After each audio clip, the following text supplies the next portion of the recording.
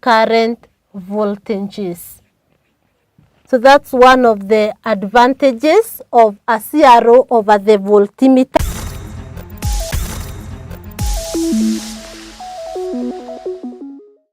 Welcome to our physics lesson today. My name is Purity Anzelimo, your teacher of physics. In our lesson today, we continue with the cathode rays and the cathode ray tube. That's our topic.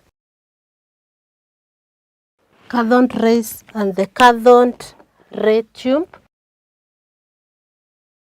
During our previous lesson, we have been looking at the parts of a cathode ray oscilloscope, and we were able to know that a cathode ray oscilloscope is used in the production of cathode rays, and we were able to see the three major parts of a cathode ray oscilloscope, namely the electron gun. We also have the deflecting system and also the screen or the display system. So those were the major parts, or those are the major parts of a CRO. In the electron gun, we have the cathode, that is the heated cathode, the ground, and the anodes. In the deflecting system, we have the X plates and the Y plates. And in the display system, we have the screen. So during our lesson today, we continue with the cathode ray oscilloscope, but now we want to look at the uses of a CRO. So uses of a CRO, uses of a cathode ray oscilloscope. And we are going to look at two major uses of a cathode ray oscilloscope. We are going to explain each one of them. So one of the uses of a cathode ray oscilloscope is used as a voltmeter. So number one, used as a voltmeter. A cathode ray oscilloscope is used as a voltmeter. We know from the topic current electricity, we know that a voltmeter is a device that is used to measure voltage. So we have the CRO being used to measure voltage. So we are going to explain how. Then again, we can use a CRO to determine the frequency of an alternating current signal, used in determining the frequency of an alternating current signal. So we will also explain how a CRO can be used to determine the frequency. Remember, we know what frequency means. When we talk of frequency, simply refers to the number of complete oscillations in 1 second. So it can also be used in determining the frequency of an alternating current signal.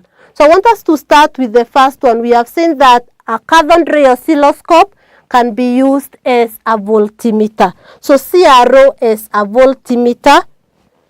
Our CRO as a voltmeter. And we are going to see that the cathode ray oscilloscope will have many advantages over the voltmeters that we use, the ordinary voltmeters that we have. So when we are using the cathode ray oscilloscope as a voltmeter, when the time base is switched off, with the time base switched off, when we have our time base switched off, then we also have the X plates being earthed, X plates earthed, and then we have the voltage to be measured, connected, and voltage to be measured, connected to the Y plates. So this is what we are going to have. So when we have the time base switched off, remember we said that the time base is connected to the X plates, and now we want to, and the X plates are earthed, and then we have the voltage to be measured connected connected to the Y plates. Then we are going to have that the voltage, these are the Y plates. Remember we said there are two. So the voltage will be given by the displacement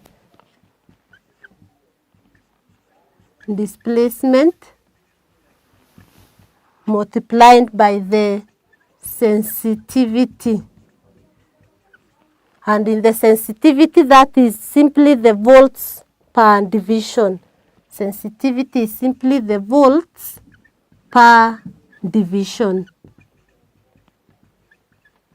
So when we have the time base switched off, the X plates at and the voltage to be measured connected to the Y plates, then we can calculate the voltage as displacement. Remember, we said that in the deflecting system, we have these Y plates which are responsible for the vertical deflection. And that's why we are talking of the displacement. We are going to apply this in our numerical calculations. So voltage will be given by the displacement multiplied by the volts per division. And in this volts per division is also referred to as the sensitivity. So that's how we can use a CRO to calculate the voltage, or that's how a CRO can be used as a voltmeter, and we are going to employ this in our calculations. So note, voltage is equal to displacement multiplied by the volts per division. And as I've said, a voltmeter is a device that is used to measure voltage. And therefore we have our other voltmeters, the ordinary voltmeters. But now we are saying that the CRO is advantageous or has more advantages over the ordinary voltmeter. And we look at those advantages. So we look at advantages of the CRO over the voltmeter. Advantages of the CRO over the ordinary voltmeter. Now, a CRO as a voltmeter, we have seen that it can be used as a voltmeter. What are the advantages of the CRO when used as a voltmeter over the ordinary meters? So one of the advantages is that it can be used to measure both direct current and alternating current voltages. That's number one. Remember, for the voltmeters that we have or that we use in the lab, mostly they are only used to measure direct current voltages. So but for the CRO, can be used or can measure both the direct current and the alternating current voltages. So that's one of the advantages of a CRO over the voltmeter. Then we can also say that it can also be used to measure large currents. It can be used to measure large, not currents, but voltages, because it's used as a voltmeter. It can be used to measure large voltages without being destroyed.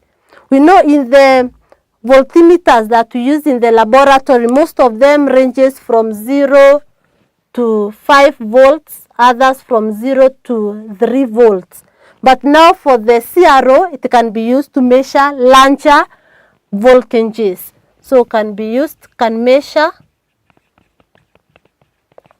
larger voltages compared to the ordinary voltmeters. So it can be used to measure larger voltages compared to the ordinary meters, and it cannot be destroyed. So without being destroyed.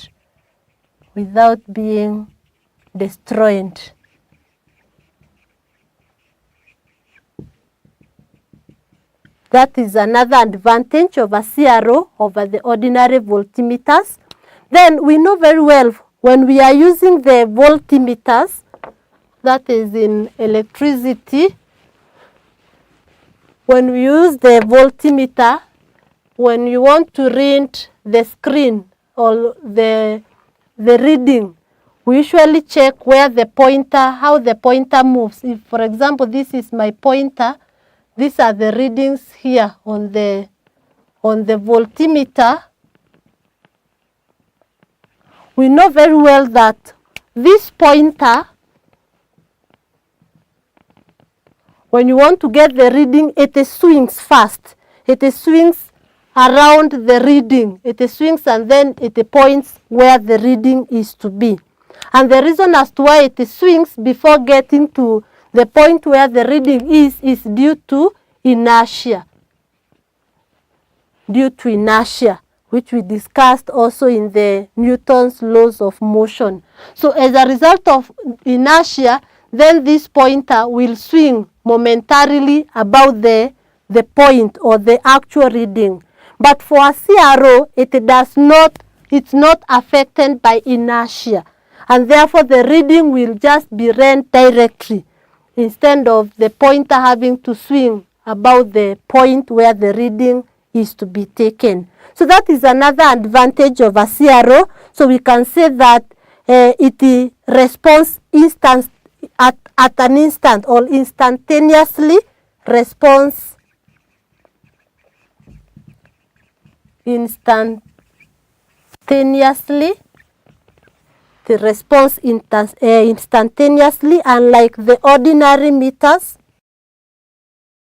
which swing, or which, unlike the ordinary meters, we can talk of whose pointers are affected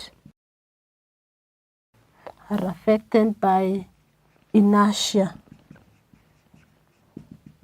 So they will sing about the point and before they show the actual reading. But now for a CRO, it will respond instantaneously, unlike the ordinary meters, which we are saying the pointers are affected by inertia. Then we can also say that with the CRO, another advantage over the ordinary meters, another advantage, number 4, we can say that the CRO has a very high resistance. It has an infinite resistance, and therefore it does not take any current. It has very high resistance, any current. It has a high resistance, hence does not take any current. From current electricity, that is on Ohm's law, we know very well that Ohm's law relates voltage to resistance, that is V is equals to IR, and we are saying that a CRO has a very high resistance. This is very high for a CRO, and that means when it is high, it is not going to take any current or even any voltage. The voltage and the current are not going to be affected when the value of the resistance is high, because from this we know that the current will be equal to V all over R, and we are saying that when this is very high, then it's not going to affect this current. It's not going to take any current, because if it were low, it means that then this will be affected. The current will be affected for us to get the voltage, because it's being used to measure the voltage. So it has a high resistance, or what we are calling infinite resistance, and therefore it does not take away any current. So those are the uses of a CRO. That the first use, which we have just discussed, that it is used as a voltmeter, and we are saying that when the time base is switched off and the X plates are at, the voltage can therefore be measured, or can be measured while connected to the Y plate. And voltage, we have seen, will be given by the displacement multiplied by the volts per division. And then we have also explained why the CRO is preferred to the ordinary voltmeters. It has the following advantages. We have mentioned 4 of them. It can measure both direct current and alternating current voltages, unlike the voltmeter, which only measures the direct current voltage. Then it can measure larger voltages compared to the ordinary voltimeters without being destroyed. We have also seen that it is not affected by inertia, so it can respond instantaneously, unlike the other meters. Then we've also seen that it has infinite resistance, and hence it does not take any current away. So we want to look at the other use of a CRO, use number 2, where we have seen that it is used in determining the frequency of an alternating current signal. So used to determine the frequency, CRO to determine the frequency, used in determining frequency that is of an alternating current signal. And in this one, the signal is fed into the Y plates. The signal is fed into the Y plates. The signal is fed into the Y plates with the time base on. The time base is on, with the time base on, and we are saying that the time base control is then adjusted. The time base is controlled. The time base can be controlled. The time base control, is adjusted to give one. It is adjusted. The time base control is adjusted. So this time base, remember, it is on the X plate, is adjusted to give many cycles as possible. It is adjusted to give more cycles,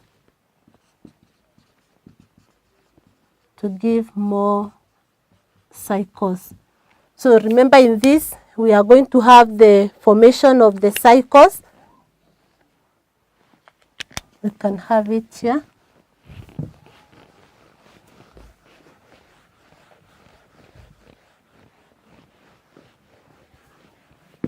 So there will be formation of the cycles.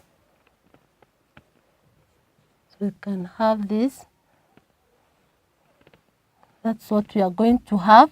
So we are saying that when the time base is on, and this time base control is adjusted to give more cycles, and therefore from this, then we can say that when we want to calculate the frequency, the periodic time is recorded. The time, or what we call the periodic time is the time taken to complete one cycle. This time which is taken to complete this cycle, the time which is there, is what we are calling now periodic time, represented using a capital letter T. And we can say that the periodic time is determined. It is determined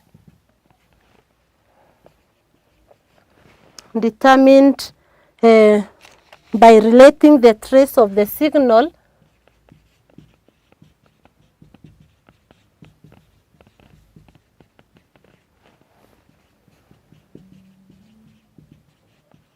by relating the trace of the signal on the screen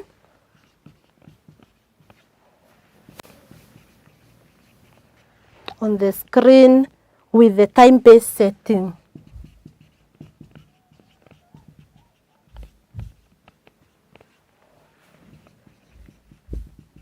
So the periodic time is now being determined by relating the trace of the signal, which you have seen, the trace of the signal on the screen with the time base setting. So we can be able now to get the periodic time, because we are saying that the time base is on. So when we get the periodic time, then we can now be able to calculate the frequency F, by the formula. Frequency is simply the reciprocal of the periodic time. of the periodic time t. And therefore, we can be able to calculate frequency by getting the reciprocal of the periodic time. So that's how we can use a CRO to determine the frequency of an alternating current signal. Because when we get the periodic time from the connections whereby we are seeing the signal is fed into the Y plates, then the time base is on, the time base control is adjusted to give cycles many as possible, and therefore the periodic time is determined by relating the trace of the signal, this is the signal on the screen, with the time base setting. So with this, we can be able to get the periodic time and hence able to calculate the frequency. So the frequency will be the reciprocal of the periodic time. So those are the two uses of a CRO. One used as a voltmeter, and we have seen that the voltage here will be given by the displacement multiplied by the divisions, that is the sensitivity. And then we have also seen that it is used in determining the frequency of an alternating current signal. So those are the two uses, and you should be able to explain how it is used. In this, we are going to do more calculations. We'll apply this formula in our calculations. We'll also apply the formula on calculation of voltage, which we have seen being given by displacement multiplied by the sensitivity. So we want now to compare a cathode ray oscilloscope to a TV tube. We want to look at the differences that are there between a cathode ray oscilloscope and the TV tube. So we look at those differences.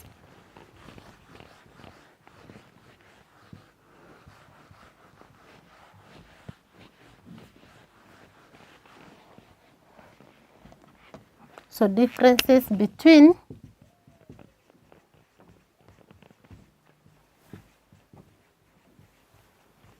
a CRO and a television tube. So what are the differences between the two? Differences between a cathode ray oscilloscope and a TV tube. So we can just have a table. On one side we can have the TV tube, and on the other side we have the CRO. So this is our TV tube. Then on the other side we have the CRO. So we want to see what are the differences between a cathode ray oscilloscope and a television tube. So one of the differences for a television tube, the deflection here, the deflection is by magnetic field. Whereas in a CRO, the deflection is by electric field. So you need to know that in a TV tube, the deflection is by the magnetic field, whereas in a CRO, it's by the electric field. Then a TV tube has two time base. It has two time base. Whereas in a CRO, as we mentioned, it has only one. Has one time base, which we said it's on the X plates. Then we can also say that electrons light the whole screen for a TV tube, and that's why you are able to see the whole screen being lit in a TV. So the electrons light the whole screen.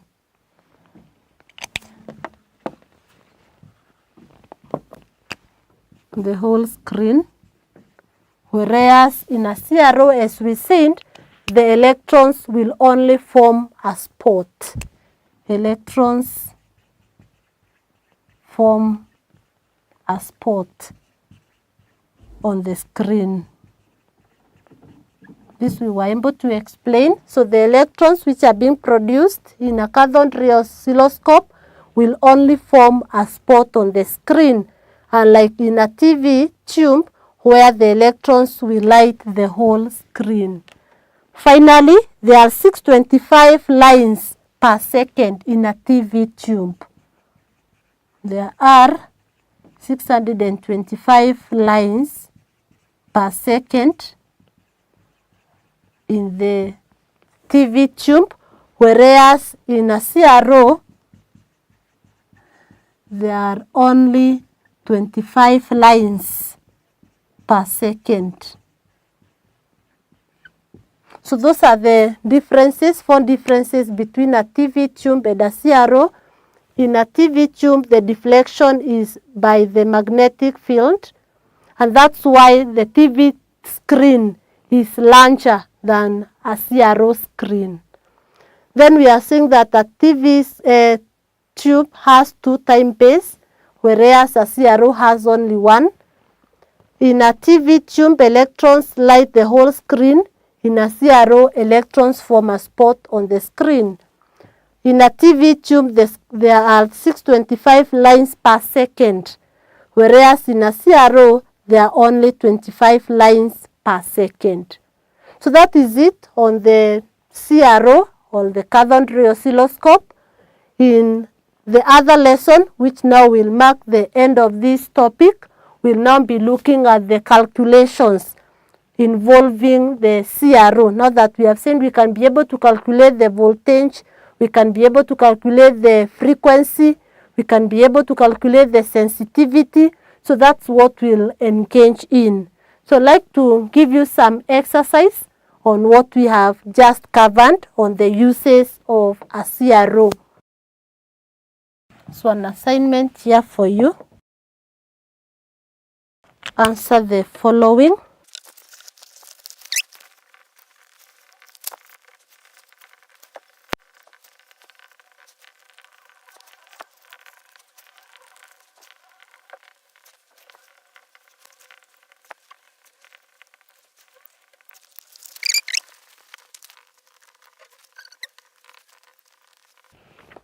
So that is the exercise.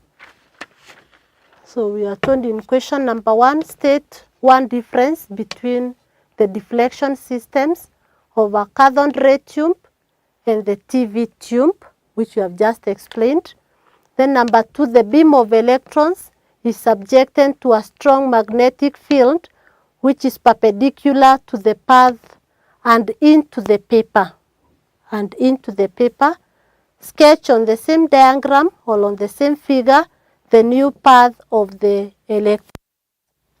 Then number 3, when using the cathode ray oscilloscope to display waveforms of voltages, state where the following should be connected. 1, the voltage to be displayed on the screen.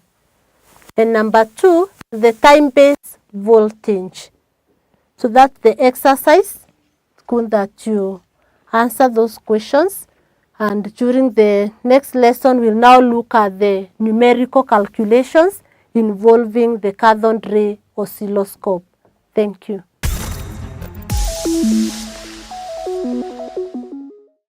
Welcome to Manifested Publishers. Hello learners, welcome to today's biology lesson. My name is Stephen Kariungi.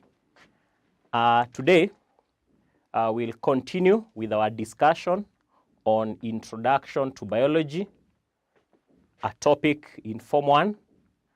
And today we are going to look at collection of specimens.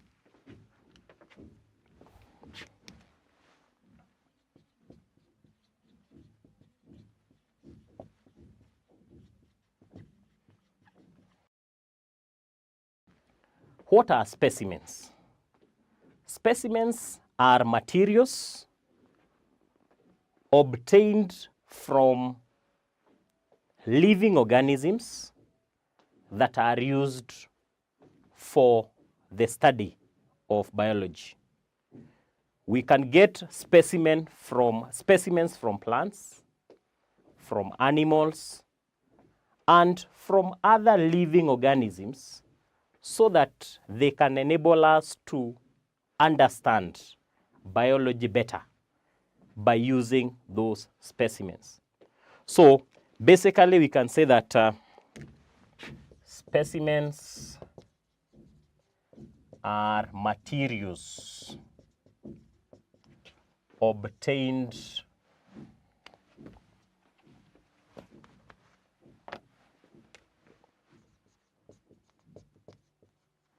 from plants and animals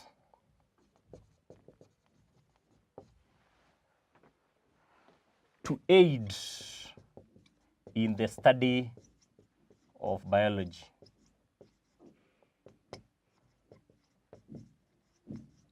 Now, these specimens sometimes may be live specimens, whereby we may be required to collect specimens that are alive. For example, insects are live specimens for the study.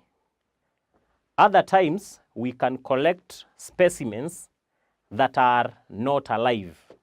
Maybe specimens such as leaves, such as roots, and so on and so forth.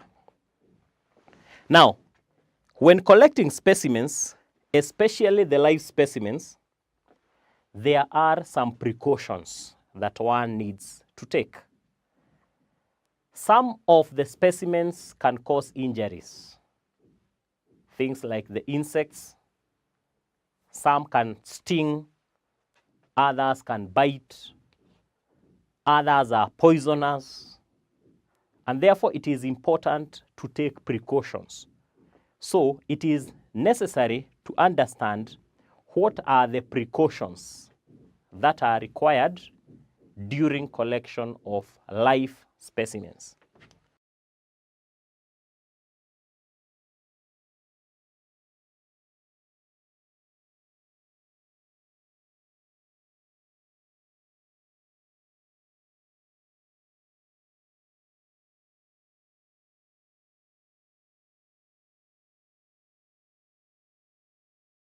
So the precautions required during collection of specimens: one,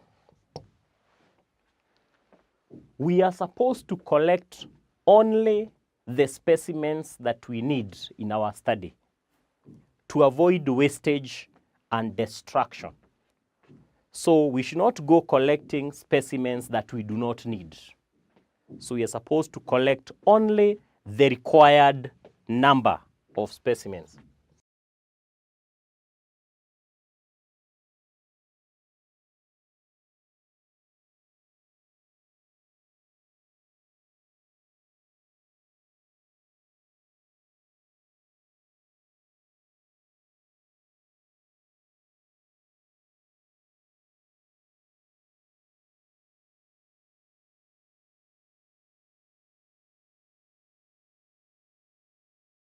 So to avoid wastage, we need to collect only the number that we require. Number two, during the specimen collection, we should not destroy the habitats or the homes of those specimens. So care should be taken that we should not destroy the habitats. We should not destroy the habitats of specimens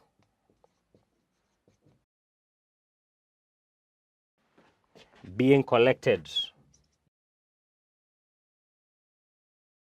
We will need those habitats in future.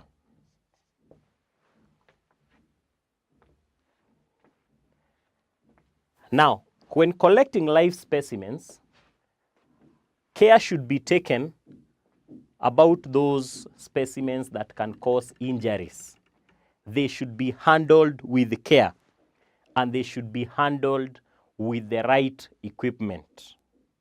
For example, if an insect can sting, it's advisable to use the forceps to hold that particular insect or to collect that particular insect. So when collecting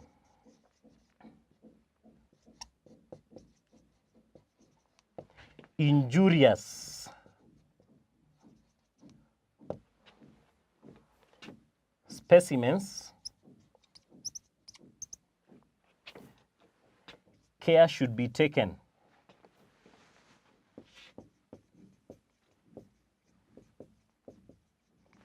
by use of appropriate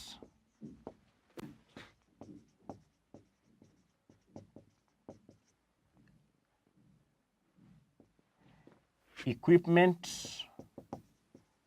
or apparatus.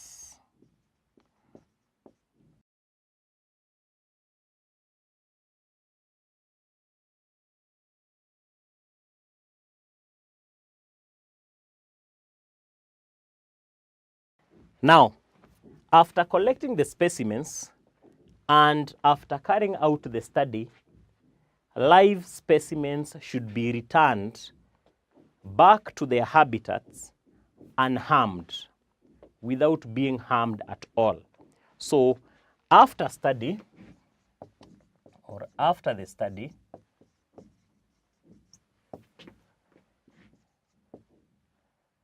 the live specimens should be taken back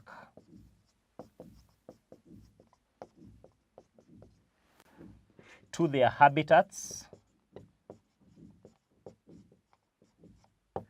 unharmed. So we should make sure that those specimens are not harmed at all. Now, we also have some specimens that are highly mobile, that move very fast, like the centipedes. So for those highly mobile specimens, they should be immobilized. They should be slowed down using particular agents so that they can be caught easily. So highly mobile live specimens should be immobilized.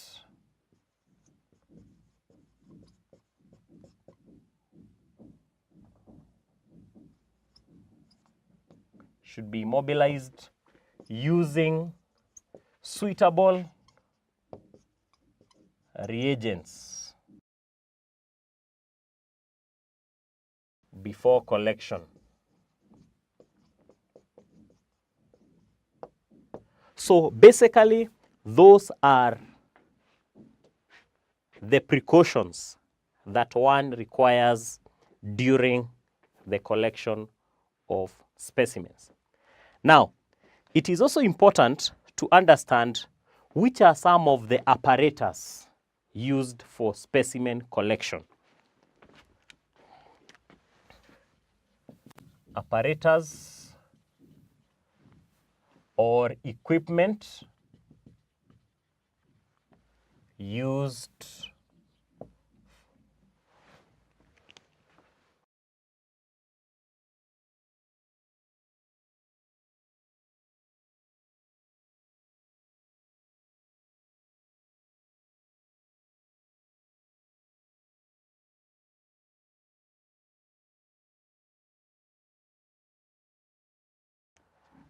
we'll name a few.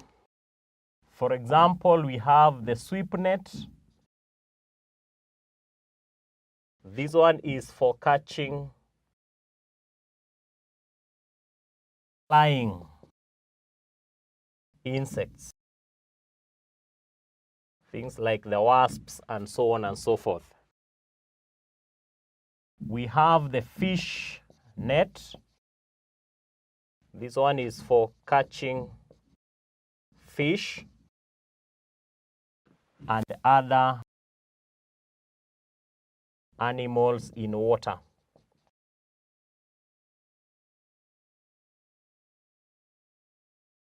We have the bait trap.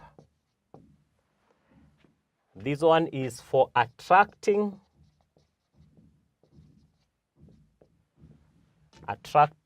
and traps small mammals, e.g.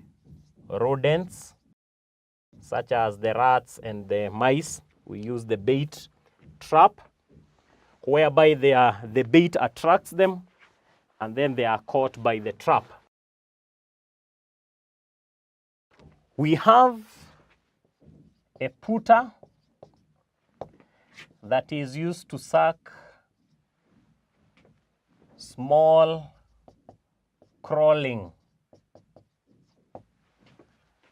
animals from rocks or barks of trees, things like the aphids that can easily be sucked. They are sucked using a putter.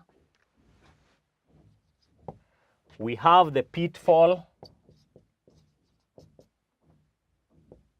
trap, and this one is for catching crawling animals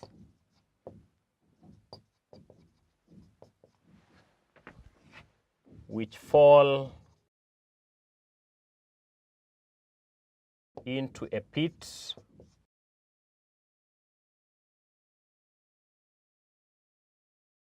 We have specimen bottles, and these ones are for storage of specimen during collection.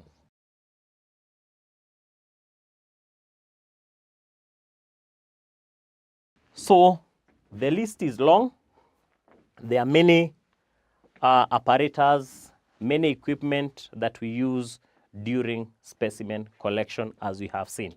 So basically today we have learnt about the precautions that we need to take during specimen collection, that we should not injure the specimen, we should not destroy their habitats, we should only collect the number that we need to avoid wastage. For those specimens that are highly mobile, they should be immobilized by use of suitable reagents before collection. And then finally, after we have completed the study, the live specimens should be taken back to their habitats to avoid, of course, destruction of the ecosystem. Now, also, we have learnt about the apparatus or equipment that we use for specimen collection. There is a sweep net for catching flying insects, the fish net for catching fish and other animals in water, bait trap, this one attracts and traps. So this one attracting and trapping small mammals, e.g. rodents, animals from rocks or barks of trees. We have the pitfall, whereby we catch crawling animals by making them fall into a pit.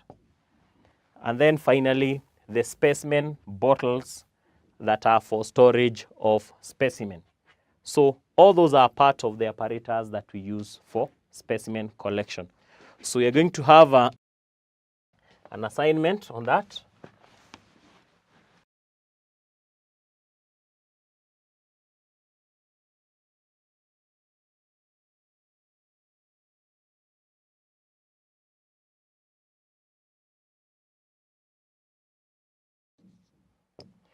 So the first question in the assignment, state and explain 5 precautions that a student should take during specimen collection.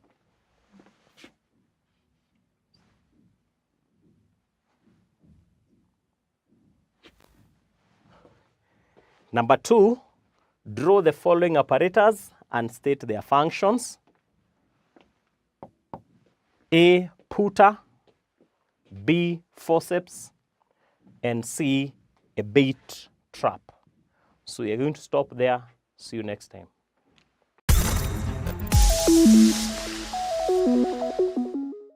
Welcome to Manifested Publishers. Hello learners, welcome again to Manifested e-learning platform.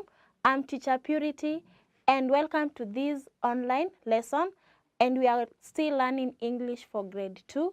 The topic is still language structure, and under language structure we are going to talk about the use of the verb were. So this is the same thing we discussed in our previous lesson. We still learn the use of the verb were. So we are still going to learn it again because maybe you have forgotten or there are people who did not understand. So welcome to the lesson and hope you are going to enjoy.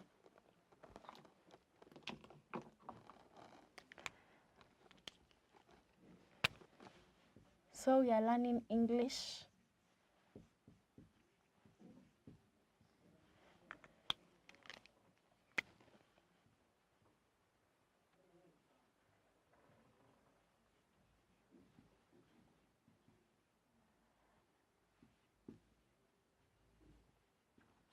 So under language structure, we had started on the use of the verb were.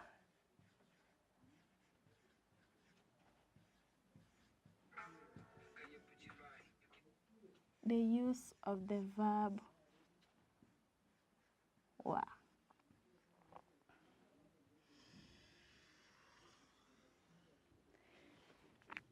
Now, if you can remember, during our previous lesson, we learned the use of the verb were, and we said that were is used in the past tense to represent when you are talking about something that is done by another person or other people.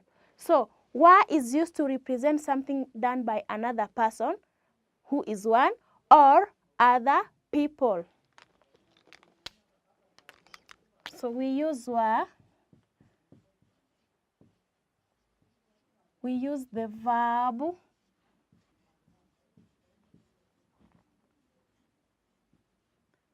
were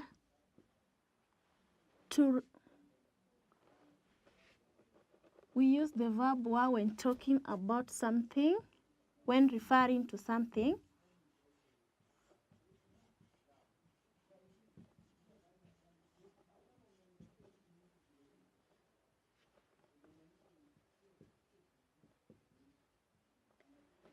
When referring to something done by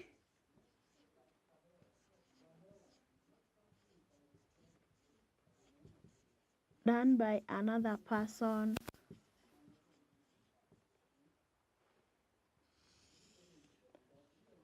or other people.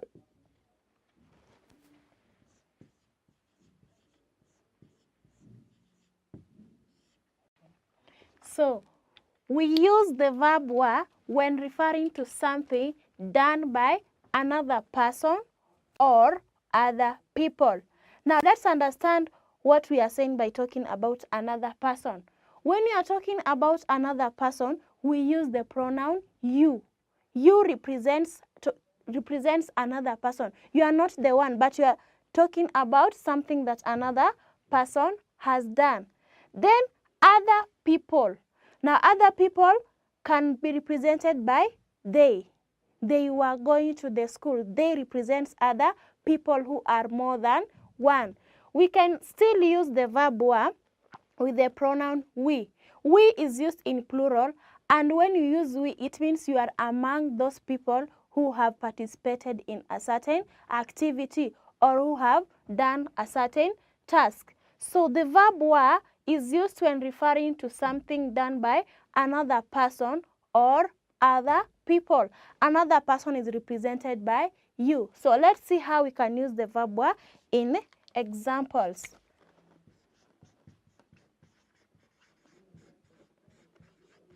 So examples can have the first one.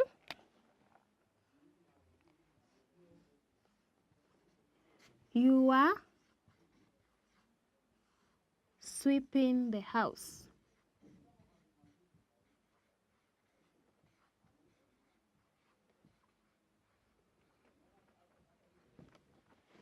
Example 1. You are sweeping the house. Now, you is representing another person. You are talking about another person who was sweeping the house. Another example can have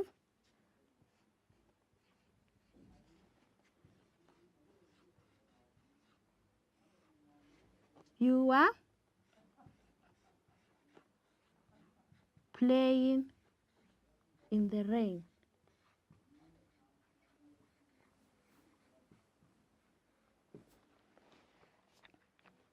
You are playing in the rain. So you are talking about another person who was playing in the rain, and it is something that already happened in the past. Now, we have said that the verb were is used when referring to something done by another person, which is represented by you or other people. Under other people, I've said you can use they or we. We is when you are among those people.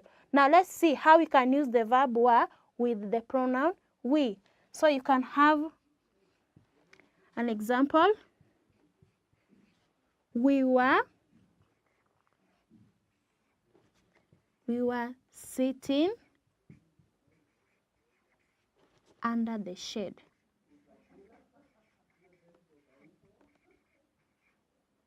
Under the tree, not under the shade.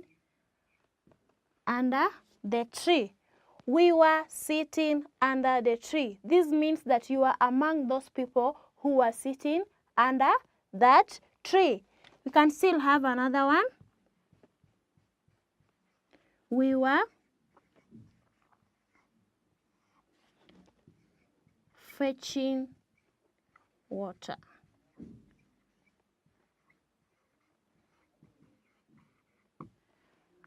We were fetching water. You are among those people who went to the river to fetch water. And lastly, we have they. They now, you are talking about other people. You are not among those people. So you can have a sentence like, they were singing a song.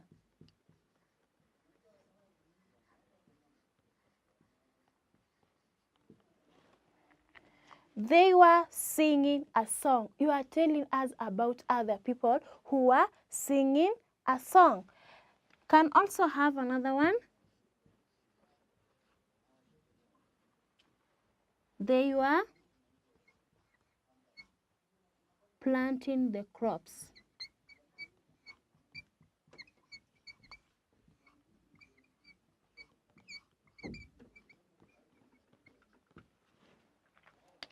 They were planting the crops. You are telling us about other people who are planting the crops. Now, this is what we learned during our previous lesson, the use of the verb were, where it is used when referring to something done by another person or other people. And the examples, number one, you were sweeping the house. You, which is used to refer to another person. Example 2, you were playing in the rain. Example 3, we were sitting under the tree. Now, under we were sitting under the tree, you are talking about people and you are among those people doing the activity. Number 4, we were fetching water. You are among those people who went to fetch water. And number 5, they were singing a song. They were singing a song. They is used when talking about other people who have done something. So these particular people here were singing a song. You are telling us what they did in the past. And lastly, they were planting the crops. You are talking about people who are planting the crops. They already planted them. So you are now telling us what they did. So this is what we discussed during our previous lesson. And after the lesson, I gave you assignment. I want us to quickly go through the assignment. We shall go through the assignment on the board. So as we go through the assignment, check your answers with what you shall have on the blackboard. If you are having the wrong answer, please don't correct during the lesson. You shall do correction after the lesson. So let's go through the work.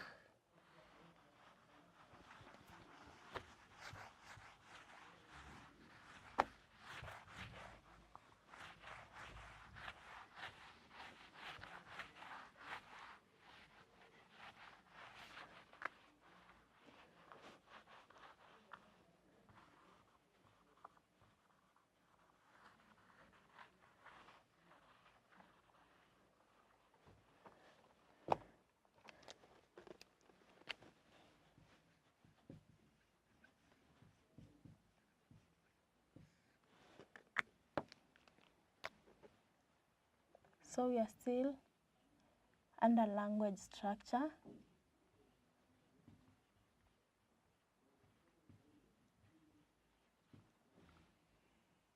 And talking about the use of the verb wa.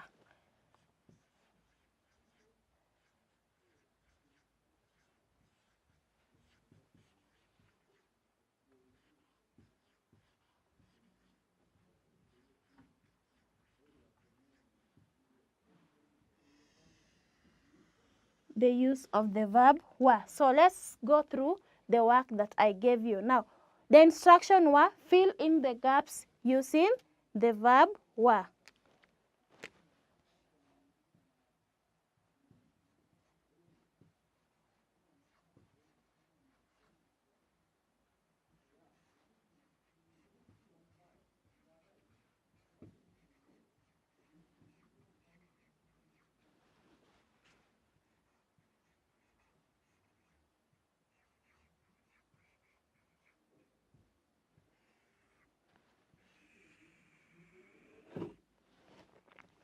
Fill in the gaps using the verb wa. So the instructions are clearly telling us to use the verb wa to fill in the blank spaces, or rather the dashes. So number one was we dash playing outside.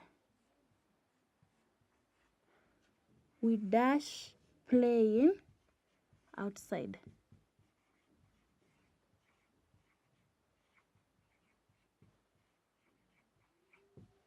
We dash playing outside. Now, from the instructions, you have been instructed to fill in the gaps using the verb wa. So you'll come and fill in the gap with the verb wa. After filling in the answer, you read the whole sentence with the answer. So your sentence should read, we were playing outside. We were playing outside. Question 2 was, you dash crying loudly.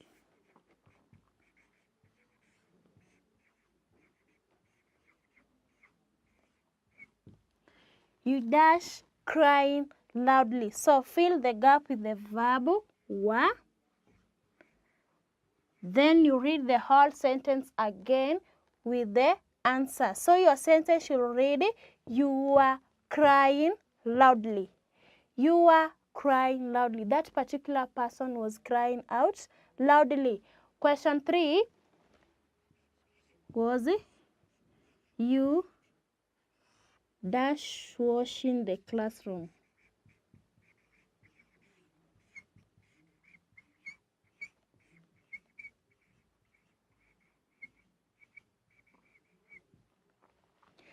You dash washing the classroom. So fill the blank space with the verb wa and read the whole sentence. So you are washing the classroom.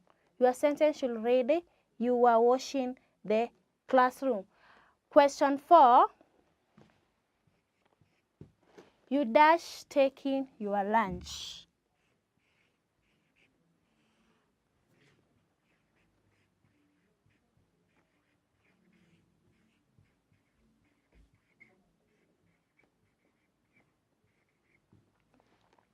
You dash taking your lunch. So you fill the blank space with the wa. Then you read the whole sentence.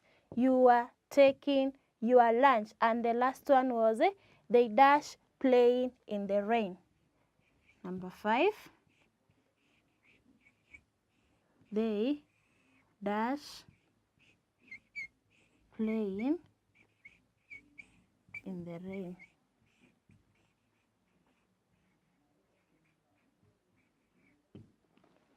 they dash playing in the rain. So fill the blank space again with the verb were. After that, you read the whole sentence with the answer so that your sentence should read, they were playing in the rain. They were playing in the rain. So this is how you are supposed to go through your assignment that I gave you during the previous lesson. Check your work, confirm if your answers are the same as what I have on the board, and if you do not have the correct answers, please do corrections before you continue with the work that I will give. But if you have scored everything, just continue with what I will give. So for the ones that have corrections, please do corrections, and it shows that you have tried. It is not bad to wrong. It is very fine because you are learning. The ones who have scored everything, that is good work. So just finish the corrections if you have them and copy the questions. If you do not have the corrections, kindly copy the assignments that I am going to give.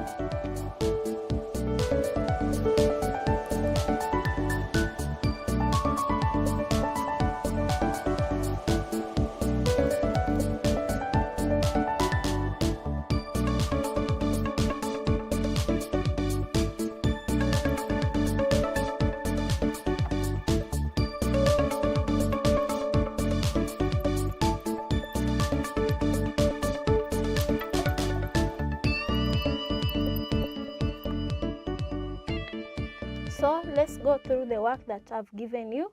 The instruction says fill in the gaps with the verb were. So now you are going to fill in the gaps. The gaps are the dashes using the verb were. Question 1, Mwangi and Otieno dash playing in the bush. Question 2, they dash washing the dishes. Number 3, Mary and Nafula dash drawing. Mary and Nafula dash drawing.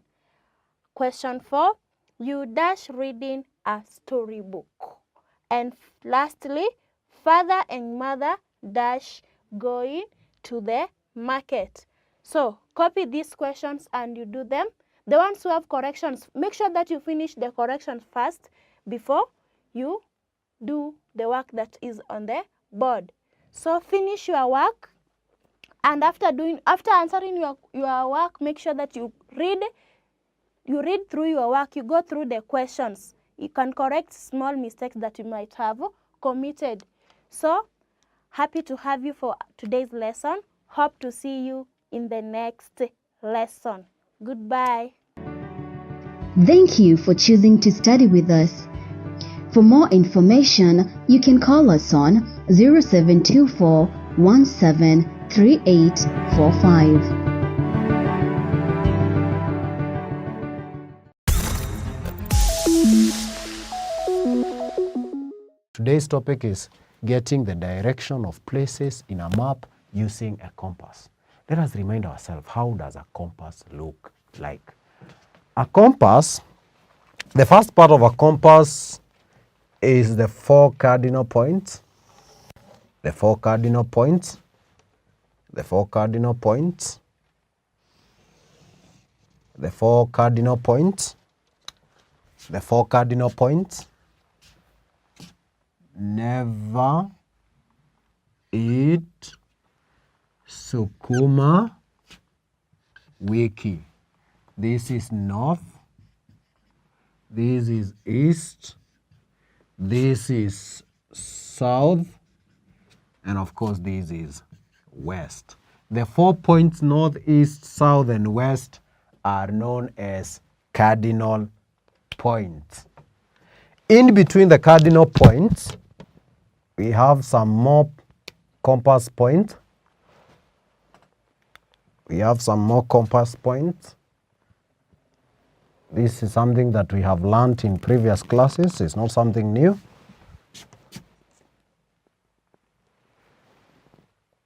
Between the cardinal points, we have some more points.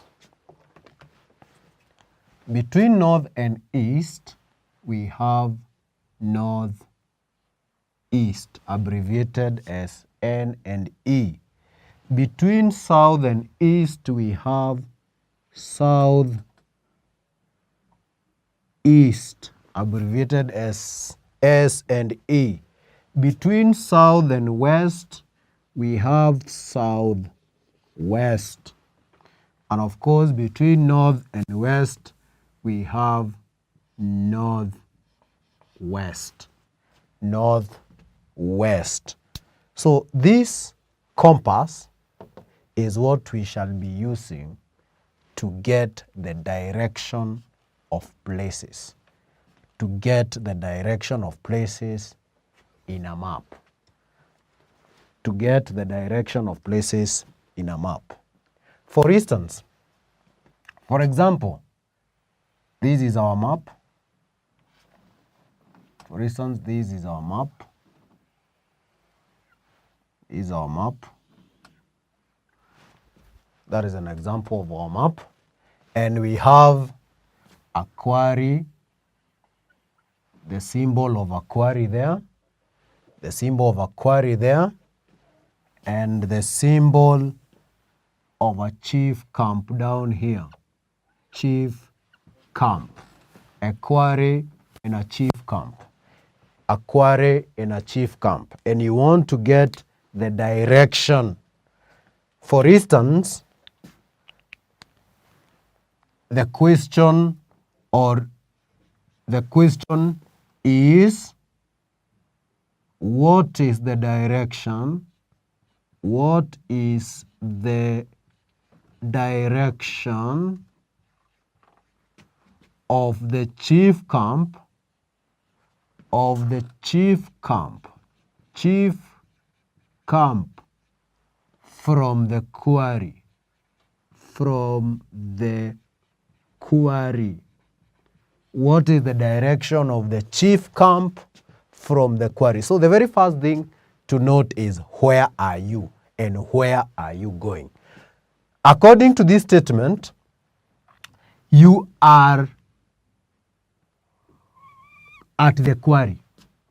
You are at the quarry. And you want to get yourself into a chief's camp. You are at the quarry. From the quarry, meaning you are here and you want to come here to the chief camp.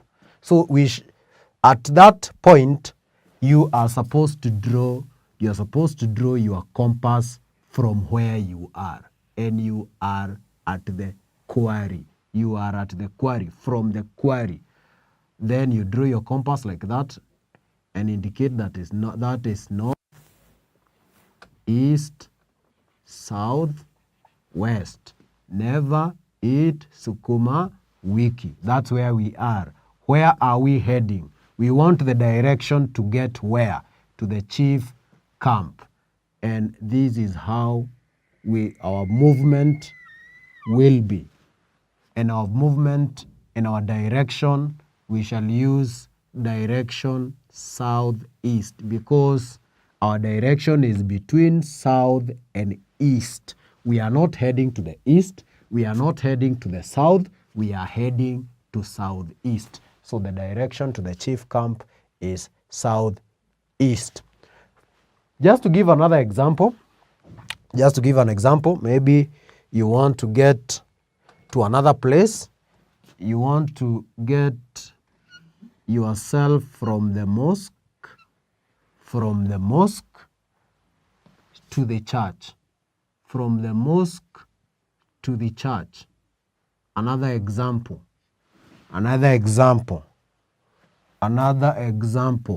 What is the direction?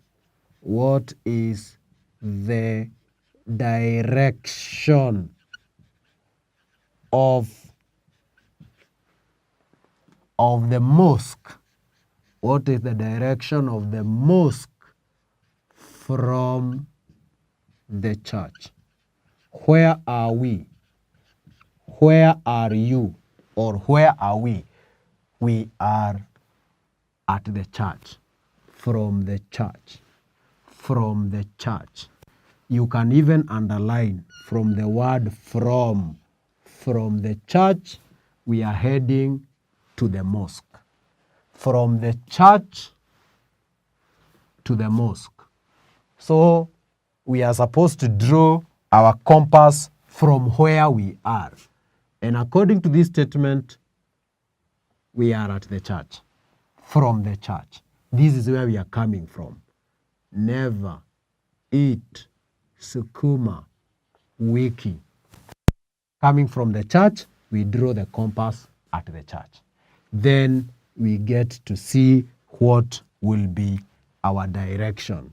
We are heading this way. We are going to the mosque. So our direction will be southwest. We are not heading south.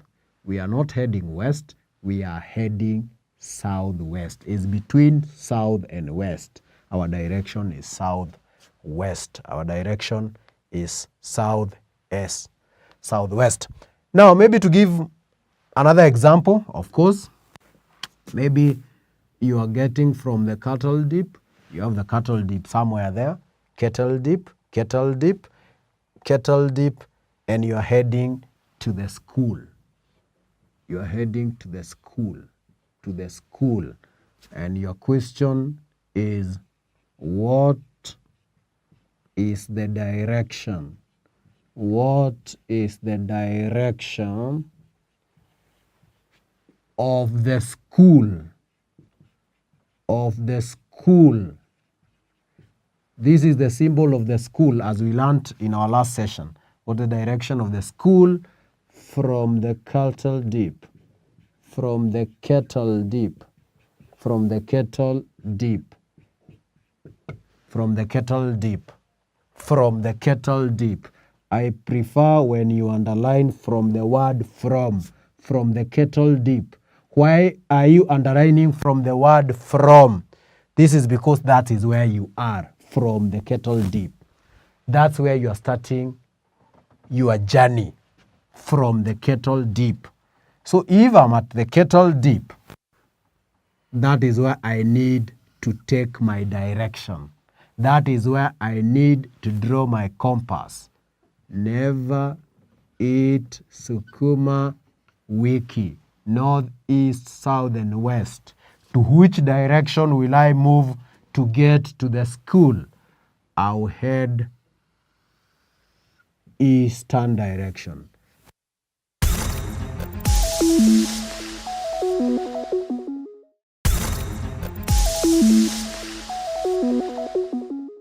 Good morning, learner. Welcome to Manifested Online Classes, where we are going to continue our classes on our topic geometry from the People's Book, Book 8, where I gave a question and you are supposed to work. So I'm going to work out that question as it was given. If you look on the board, we have that question and we'll go through it before we solve the question. It was question number 3, and the question goes, a carpenter constructed a door sketch as shown in the sketch A, B, C, D, E, F. You are further told plank BE divided the door into 2 equal parts. And you're also told length FD is 2.4 meters and length CD is 0.9 meters. So the first question A asks you, what is the length of AE?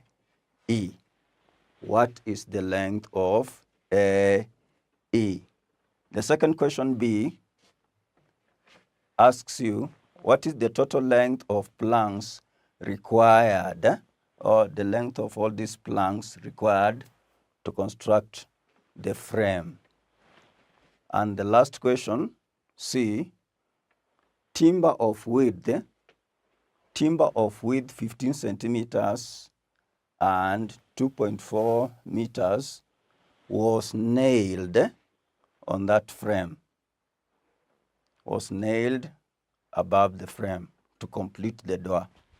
So you asked how many such pieces of timber were required to cover the structure. So then what was the total length? What was the total length? So we shall go to the first question A.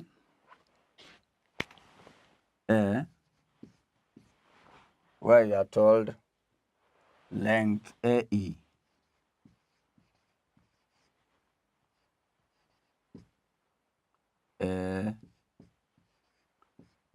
E.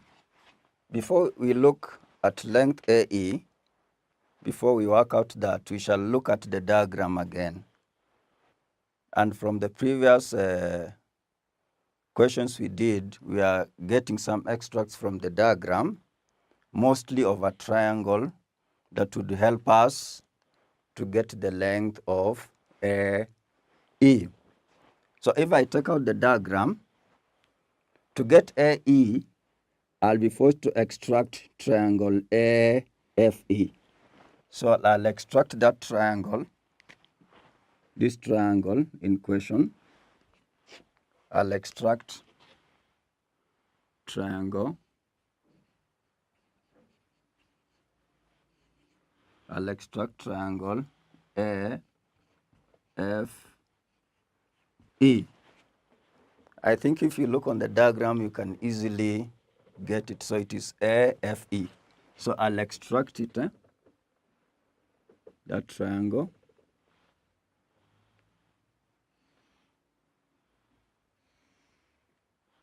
So I have my A here, I have my F here, and I have my E. Looking at it well, because the door is square, it is a right-angled triangle with a right angle at F. And if you look at the question, you are told plank BE divided the door into two equal parts. So that plank would divide that length FD into two equal parts. So it will mean FE will be 1.2 meters and this one will be 1.2 meters. So from that extract, FE will be 1.2 meters and AF, which will be equal also to CD, will be 0.9 meters. So I've extracted my right-angled triangle. And in the previous questions we did, we talked about the Pythagoras theorem. So the length I have to get is AE.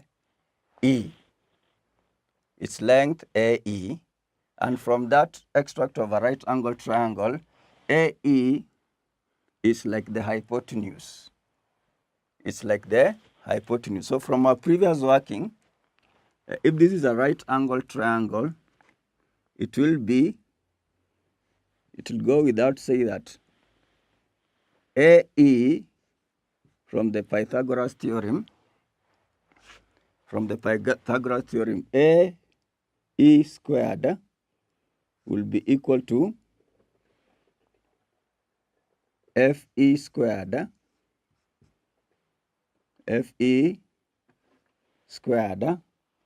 plus AF squared from what? From the Pythagoras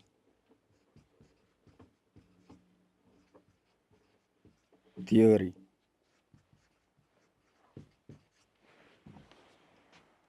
From the Pythagoras theory. So from this one, after working that, it will come that length AE,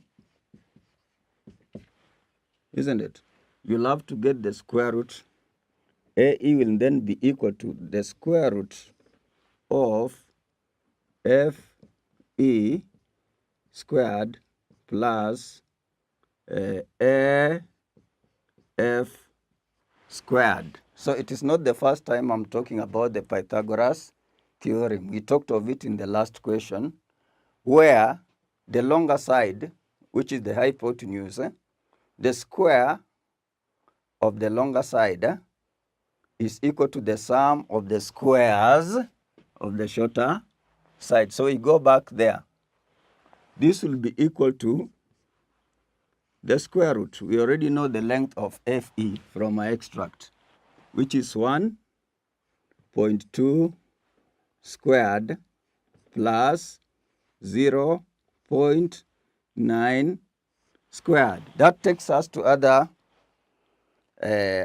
attributes of calculation should have multiplying decimal numbers. So if I have a decimal number with one decimal point like that, when I multiply, I'm likely to get 2 decimal places. So working out like 12, 1.2 times 1.2.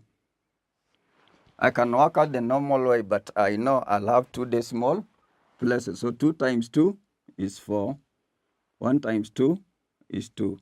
2 times 1, 2. 1 times 1, 1. So I'll have 4, 4, 1. So I'll have 2 decimal places. Well, this is 1 plus another one, 2. So the decimal place will be there.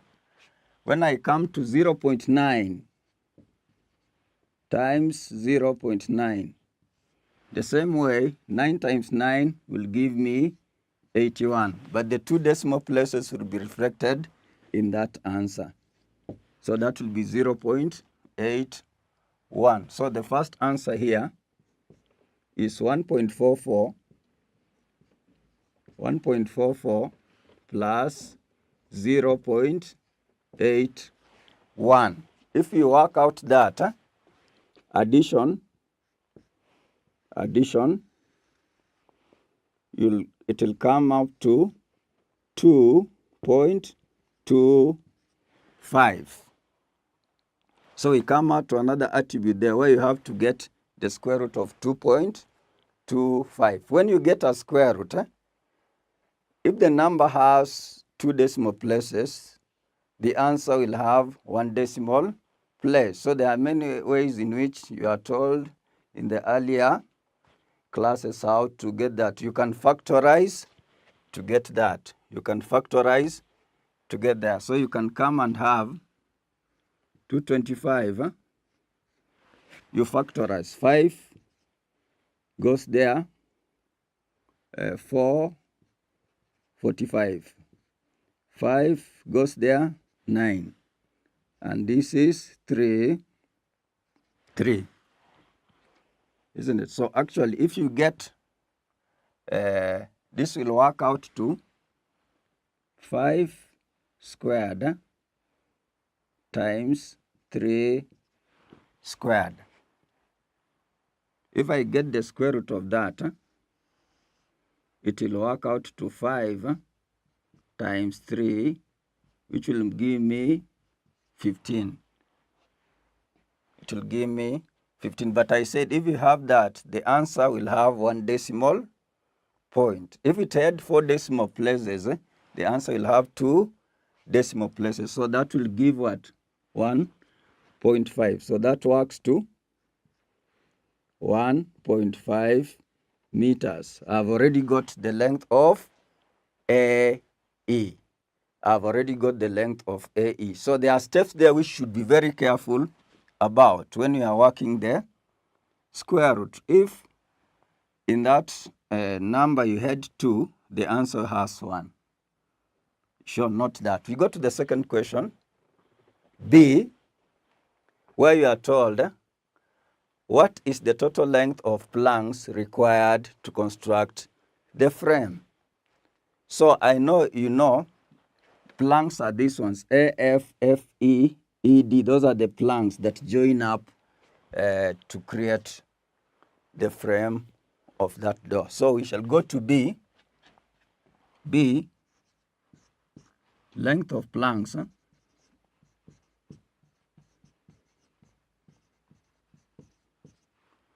will be equal to AF plus, you can shorten that. Instead of me writing FEED, I just write FD plus FD because I have the length, then plus DC. Then instead of writing CBBA, because FD is equal to AB, I can write CA plus, I've gone round, but I should write the intermediate pieces. But what you should notice, AE is also equal to BD, because we are told plank BE divided the door into two equal parts. So it is a mirror. It is a reflection. If you look yourself in a mirror, what do you see? You see yourself the same size. So AE will be equal to BD, because line B is just a reflection, cuts the door into two equal parts. So I'll join up the intermediate planks as AE. Another intermediate plank is BE, which divided the door into two parts, and the last one is BD. Lucky enough, this length I have them because CD is equal to AF. So I'll have AF will be 0.9 meters plus FD 2.4 meters plus DC 0.9 meters plus CA 2.4 meters. Then I come to the intermediate planks, which I got there, 1.5 as AE. And then I come, BE is the same as CD, which is 0.9 meters. And lastly, I have BD, which is equal to AE, which is 1.5 meters. The units, So on adding up, adding of decimal places, we have 0.9 appearing how many times? We have, you can shorten these. This can be equal to 0.9 is appearing 1, 2, because we have 0.9. Let's check. The second last was BE. Yeah, 0.9 is appearing 3 times. So you can say it is the same as 0.9 times 3 plus 2.4 is appearing how many times? 2.4, we look, 1, 2. So it can be the same as saying 2.4, include your meters, times 2. Our last length is 1.5. It is appearing how many times? Twice. So it will be plus 1.5 meters times 2. Look at your workings. We still go to what we are doing, decimal places. If we have one decimal place here, it should be reflected in your answer. This one should be reflected in your answer, and this one should be reflected. So we shall come to, you say 9 times 3 is 27, but we should have that decimal place reflected.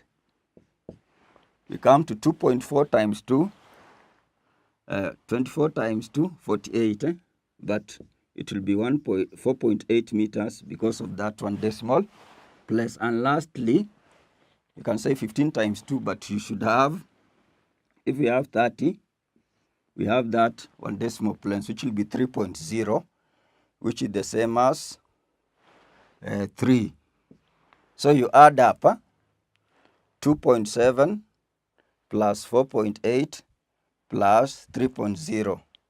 So you can come alongside there for some who will need to 2.7 meters plus 4.8 meters, and lastly 3 meters.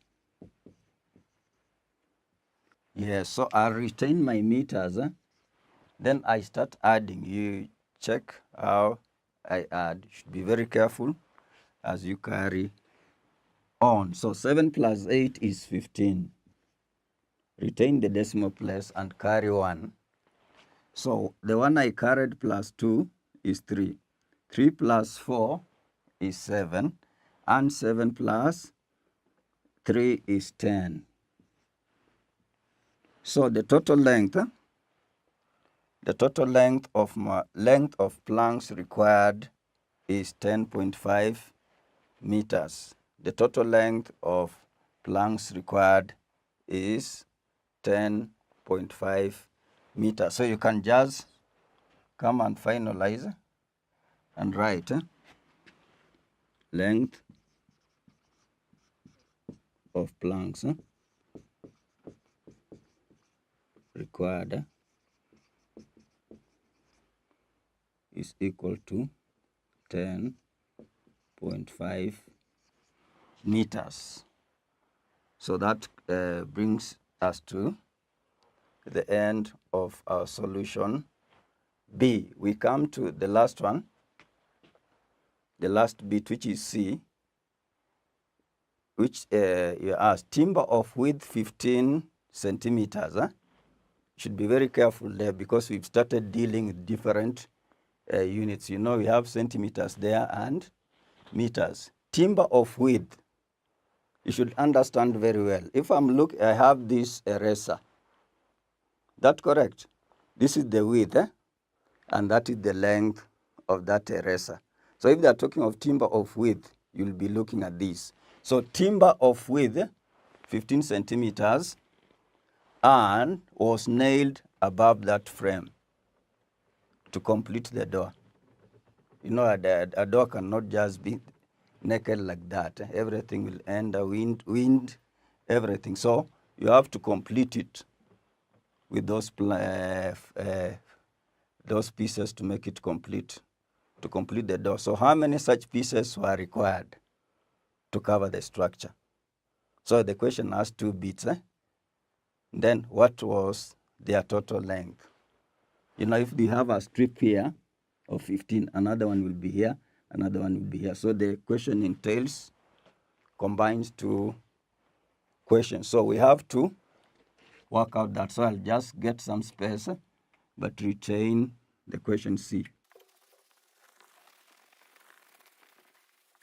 So we go to C, where they are asking, I said the question combines two in one.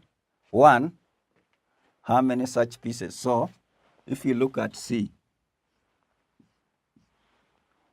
it can be, you can now write it as C part 1, because there are 2 questions. So you say, they're asking you number of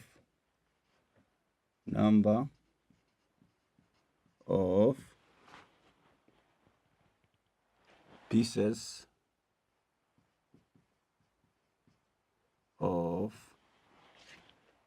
of timber of width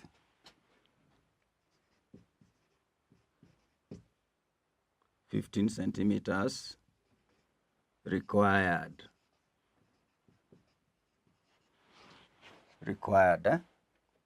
So you'll have to have that timber frame in mind. So it is such a piece.